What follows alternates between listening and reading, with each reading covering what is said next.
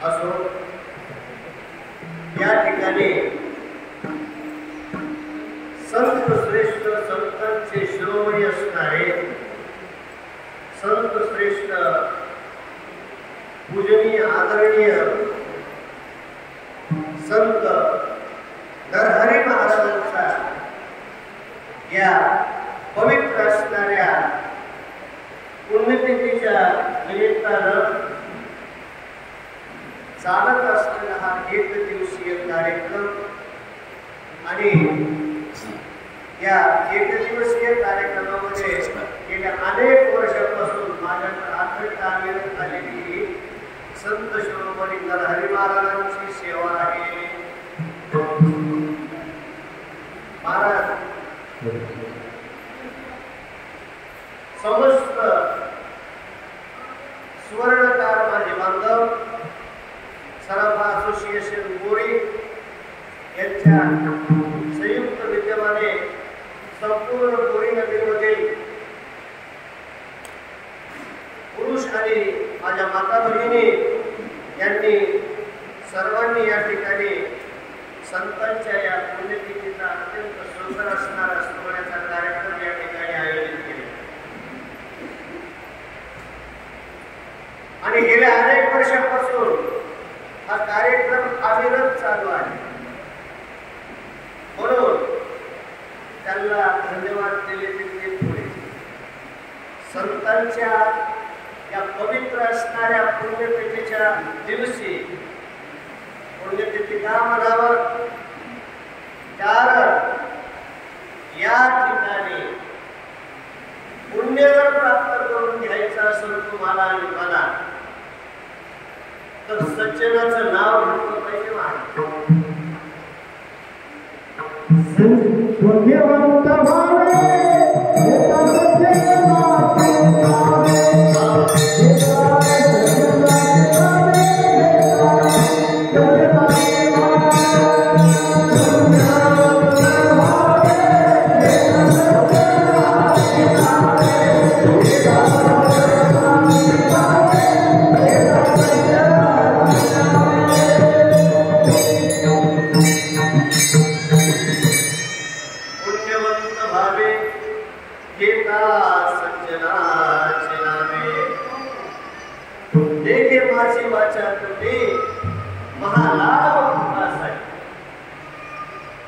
महाराज म्हणतात तुम्हाला जर पुण्य पाहिजे असेल तर साधवाने संतांची नावं तुमच्या मुखातून आली पाहिजे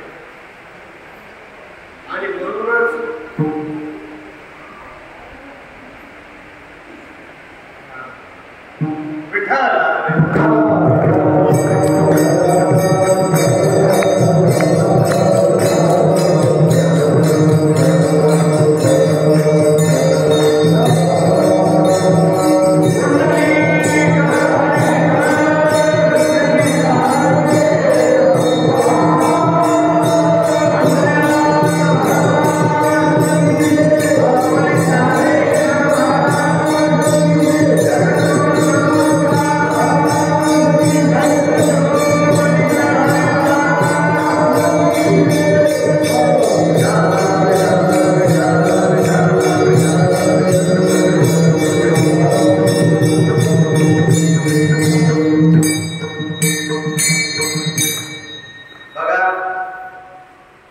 संतांनी आपलं जीवन प्रथार्थ करून घेतलं. तेही आपल्यासारखेच आहेत, त्यांना काही 4 हात आणि 4 पाय नाही, परंतु त्यांनी या ठिकाणी आल्याच्या नंतर खरं काय आणि खोटं काय याची ओळख करून घेतली. थोडस पंखे बंद केले तर काय काय बाहेरून हवा आहे की आपल्याला दिसत नाही झालं पाहिजे.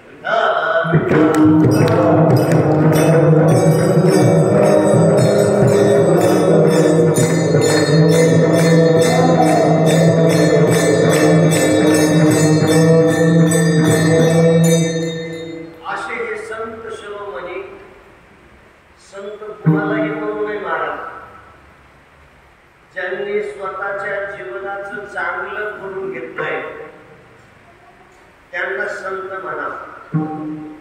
आणि असे हे संत शिरोमणी नरहरी महाराज. आणि आज हे पवित्र असणारा पुण्यतिथीचा त्यांचा दिवस.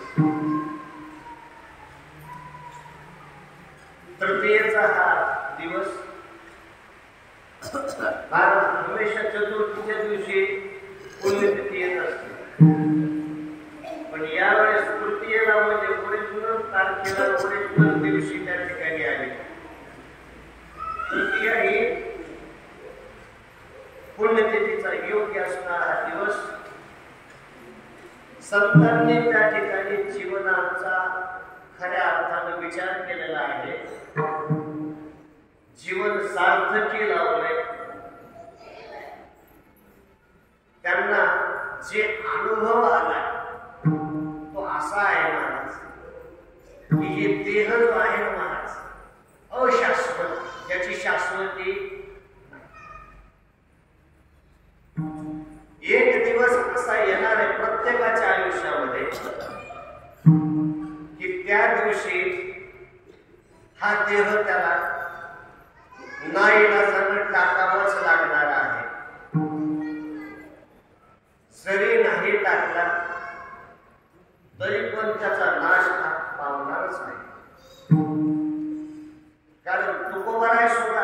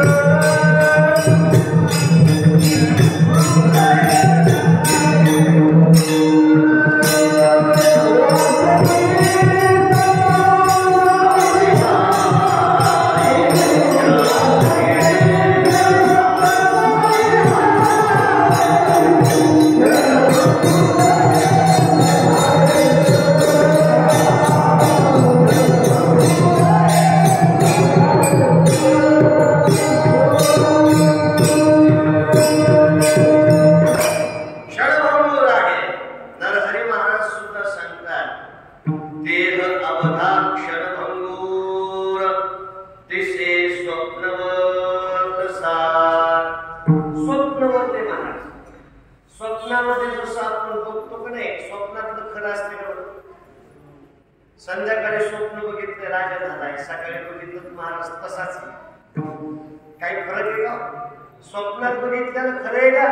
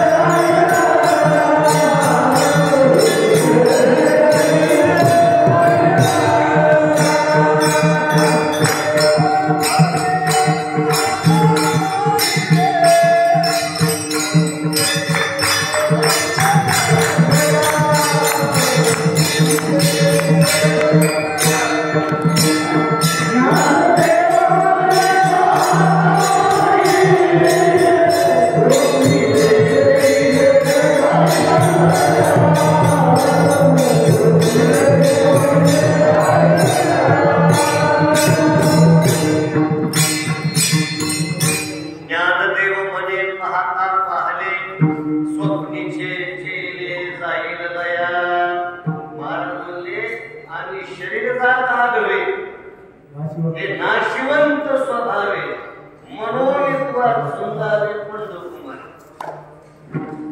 महाराज ह्याच मदांचा सुद्धा सांगते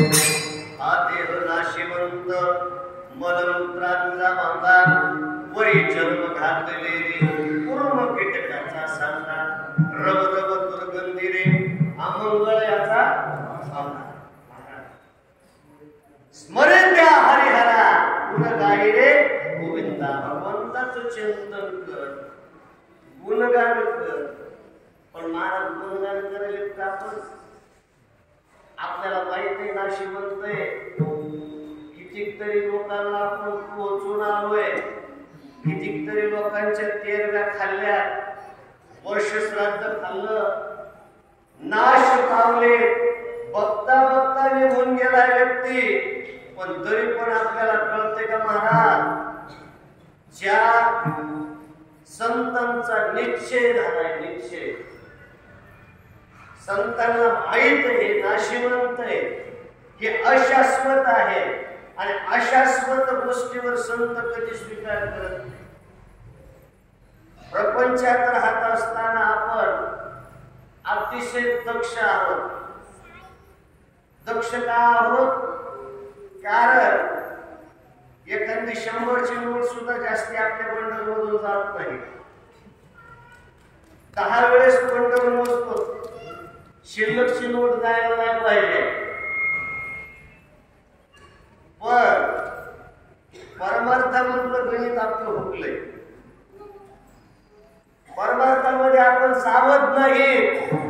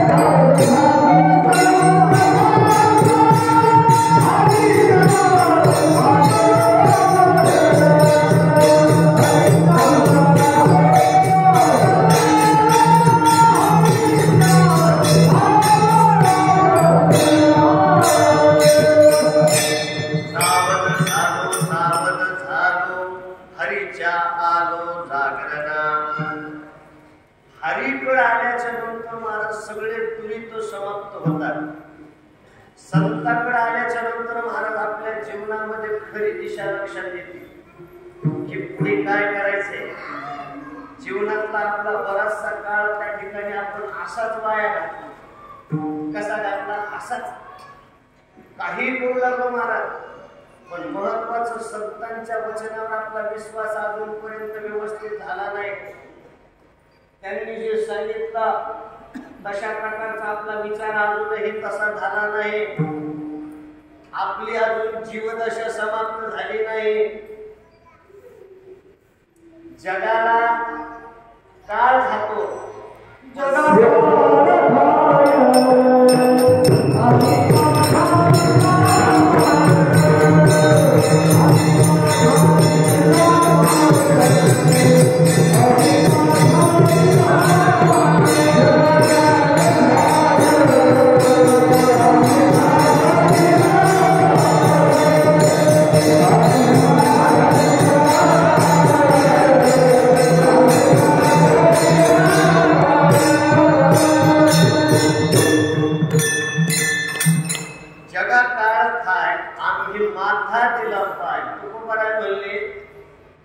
जगाला काळ खात असेल आणि खरी गोष्ट सांगू का, रोज ज्ञानेश्वरी वाचणाऱ्याला सुद्धा एके दिवशी काळाला बोलवतात. रोज पत्ते खेळणाऱ्या माणसाला सुद्धा काळ बोलवतो. म्हणून काय महाराज आम्ही पत्ते खेळाव का? बघा, एक दिवस निश्चित ठरलेला आहे. ज्ञानेश्वरी वाल्याला त्या ठिकाणी वैकुंठाला जायला मिळतं, तर हे पत्ते खेळणारा महाराज नरकात पडतो.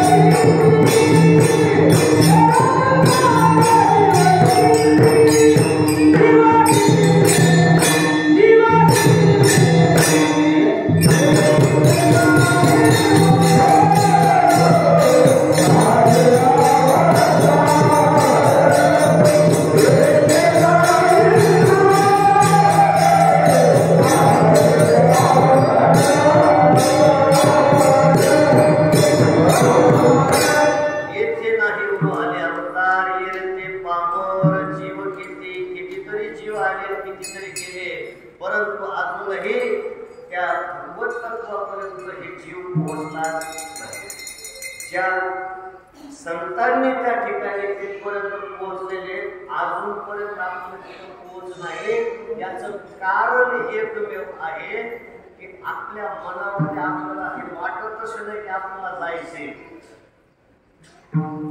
असं वाटतंय का बरं कुणाला की आपली सुद्धा एके दिवशी आता अंत्ययात्रा निघणार आहे, आपल्याला सुद्धा एके दिवशी पोचवायला लोक येणार आहे?